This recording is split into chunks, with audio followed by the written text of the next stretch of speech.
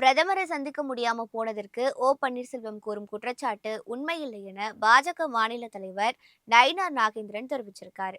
ஈரோடு மாவட்டம் பவானி கூடுதுறை பகுதியில ஆடிப்பெருக்கு விழாவில் பங்கேற்ற அவர் அதன் பிறகு அங்கு செய்தியாளர்களுக்கு பேட்டி அளிச்சாரு. தமிழகம் வந்த பிரதமர் மோடியை சந்திக்க முடியாமல் போனதற்கு தான் காரணம் என ஓபிஎஸ் கூறியிருப்பதில் உண்மையில்லை என கூறியிருக்காரு.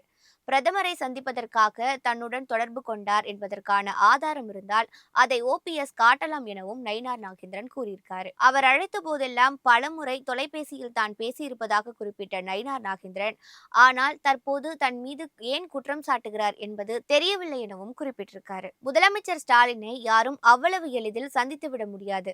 ஆனா அதற்கான முன்னேற்பாடுகளை செய்துவிட்டுதான் அவரை பன்னீர்செல்வம் சந்திச்சிருக்காரு என்ற தகவலையும் நயினார் நாகேந்திரன் அப்போது சுட்டிக்காட்டி பேசியிருக்காரு. பன்னீர்செல்வம் குறித்து நயினார் நாகேந்திரன் இந்த குற்றச்சாட்டு தமிழக அரசியலில் பரபரப்பை ஏற்படுத்தியிருக்கு.